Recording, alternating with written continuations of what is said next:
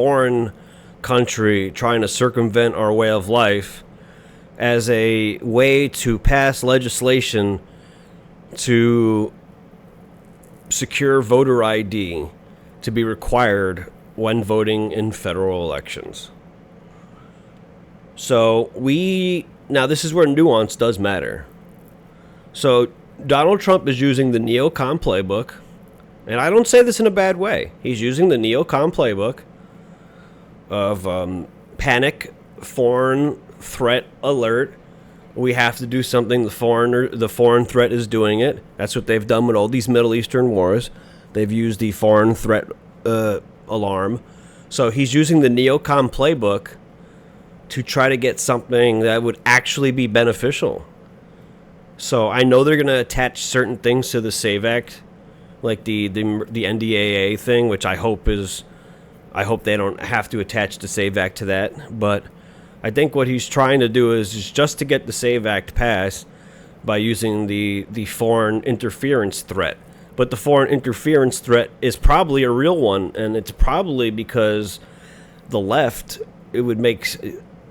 So as we spoke about on Chris's show on Thursday, Donald Trump has been, asking for records from these states for votes, and they're not giving it to him. So somehow China was able to hack into all these records, which must have been asked for by the federal government for all the states. And, the Republicans are Boy Scouts, so, they're going to give them their federal information because they have nothing to hide. And then the left is, of course, going to give them their information because why wouldn't they? So the information had to be gathered to be left there in order for it to be hacked. And it makes sense. You know what I mean? So it's an interesting strategy. I think it's clever.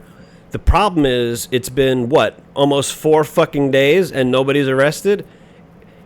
A paper tiger, man. He just feels like a paper tiger sometimes. I don't... He just feels like a fucking paper tiger to me. Like, he can't arrest somebody, bro? Like, he can't arrest anybody right now? Like, he really can't arrest somebody? Like, even if it doesn't, stick, try! Do something! All too often, Republicans are just like, oh, we're not gonna do that, it's not gonna work. Do you think that fucking stops the Democrats? They don't give a fuck, bro. They're gonna throw 50 darts at the wall and hope 10 of them hit the fucking bullseye. They don't give a shit. They put people in fucking prison for January 6th. Some of them weren't even charged with crimes, and they kept them in solitary confinement. And they wouldn't let anybody in the building. Motherfucking journalists tried to get in the building, and they couldn't. You know how fucking crazy that is? The Democrats don't give a shit. But Republicans still act like we're playing in the 1980s or some shit. It's fucking... It's maddening. Like, some of the motivation I can see behind some of the talking heads that want Republicans to lose in the midterms is over the hubris of the fucking people who control the party. The fucking hubris of some of these people to not recognize the position that they're in and to do what they're doing. Like, I can't even say what I want to say, bro. I can't even say what I want to say. I know I'm on Rumble, but... the federal government's duties, Oh, that Joey Cannoli might be a threat in his tank top, sitting in his fucking shorts in the living room. Yeah, he's such a threat. One day the libertarians will bite the bullet and admit we should absolutely have consumer protection written in the laws. I mean, there should be.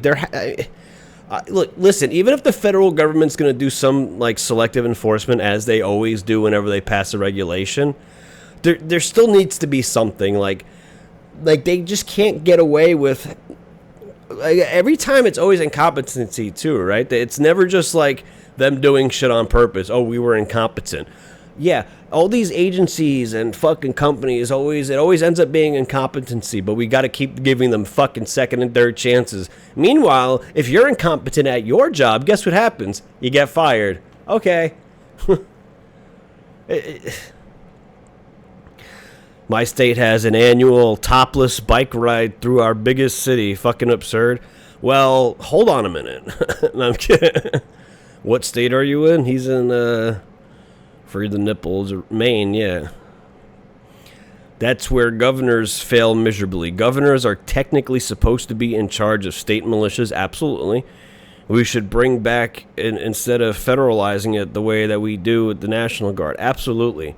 One of the problems in modern America, and maybe this is something we can actually do to try to work on what's happening, is the governors are not nearly as aggressive as they should be.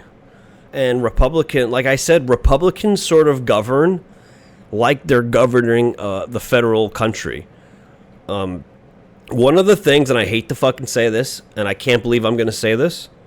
It makes me sick to say this. But one of the things Mitt Romney was technically right about with the differences between him and Barack Obama was he's right in the sense that a state can pass something like universal health care because that's the obligation of the state. It's not the federal government's place to do it. The problem is Mitt Romney wanted to take Romney Care and just make it federal anyway. So it was really irrelevant. Like, he was basically saying, like, I did it on a state. That's why it was okay. And then, then it's just like, we're going to basically use my health care. So he's just basically on one hand saying, the federal government has no right, but I'm going to use the federal government to do it. And I'm just like, what? Okay. So, yeah, if the state wants to try something, that's the state's obligation. Like, I had a conversation with the Feared Shark once. Anybody from the Tim Pool Discord knows who I'm talking about. And she made a good point to me, and I was like, you know what, you're not wrong about that, but, you know, there's levels of, it's not just as simple as voting, but she was just like, you know, if a state wants to make marijuana legal, they have just as much right to make it illegal if the state wants it. And I'm like, technically, yes, technically. Now, when it becomes the federal government has no fucking right. Okay? But if all 50 states have weed illegal, then it's illegal. But if you are crossing lines from a state where it's legal to where it's illegal, that's, I suppose, when the federal government would have something to say about that. But otherwise, I don't think the federal government should be making it a blanket policy nationwide if somebody should be smoking weed, or if anyone should be paying taxes on cigarettes, or any of this other bullshit. I don't think that's the federal government's place. That's all state to state. So it's gonna train a more vigilant and disciplined population, either by brute force or by process of elimination. People are gonna be smarter about when they travel to other states, and it's gonna make them think first, or they're going to get arrested and they're going to learn the fucking hard way. And we're going to thin out the gene pool like that. The dumbasses won't be able to survive in that system because it'll be too complex. They're too used to being convenienced by being able to basically do whatever they want in any state. So if they had a system like that where the federal government, again, like I said, squabbles between states. Oh, well, they entered our state with marijuana. It's illegal here. Federal government, do something. Well, the federal government should say, get out of their state.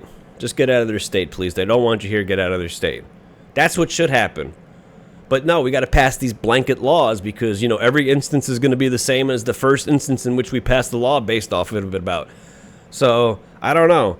I would like for things to be a little bit more solution orientated instead of making concrete decrees about what we do to the worst of society.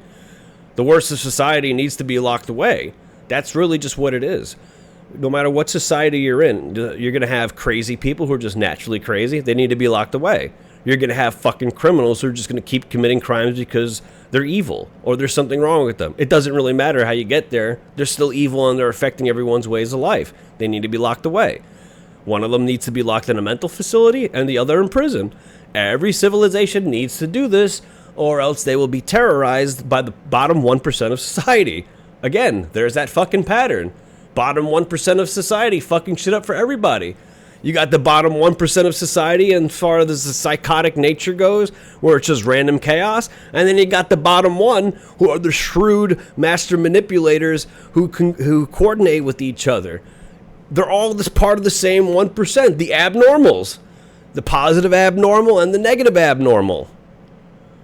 It's always the fucking that 1% ruining it for everybody. Whether it's the shrewd, fucking ghoulish-looking businessman or the fucking mentally disabled, or not even mentally disabled, just like schizophrenic type of shit. It's always the bottom percent ruining it for everybody. And then these laws get passed, ruins it for everybody. Now everybody has to be governed by this one fucking retard? Like, what the fuck? Why do I gotta be governed because this retard decided to do this thing? That's stupid. That's fucking stupid. There needs to be more agreements instead of laws. There needs to be more guidelines instead of laws. Because not every case is the same. We do this shit for the convenience of the federal government and the local government. They should never be convenienced over actual people.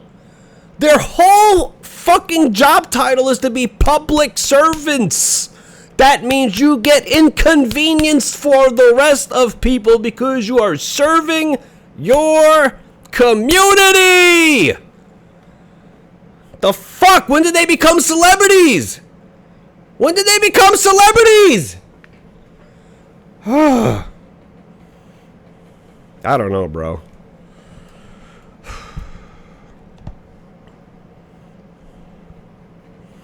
But yeah, I hope something comes from this. I hope there's some deep indictments. I hope he didn't just fucking shoot a pump fake and become predictable now that they know what they... Like, is this a warning shot? Like, you better burn everything you have if you don't want me to get you. It's like, why does he keep playing ball with them?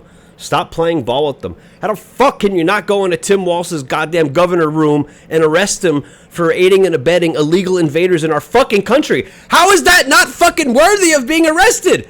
If my best friend fucking accidentally murdered somebody, came up to my apartment and said, they're coming for me, they're coming for me, am I gonna snitch on my fucking best friend without knowing what the fuck even happened?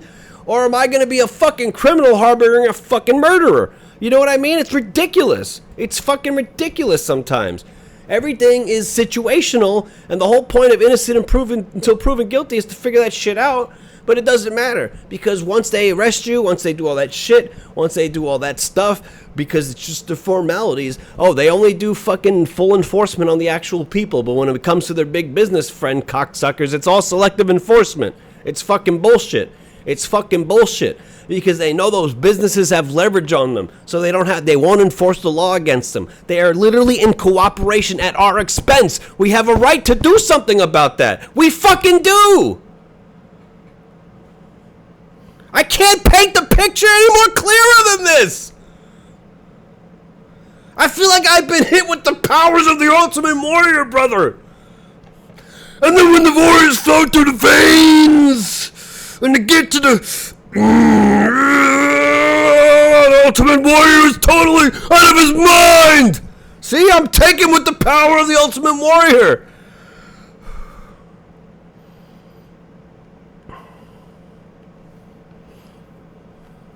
Well, congratulations, Donald Trump. I hope it works out for you.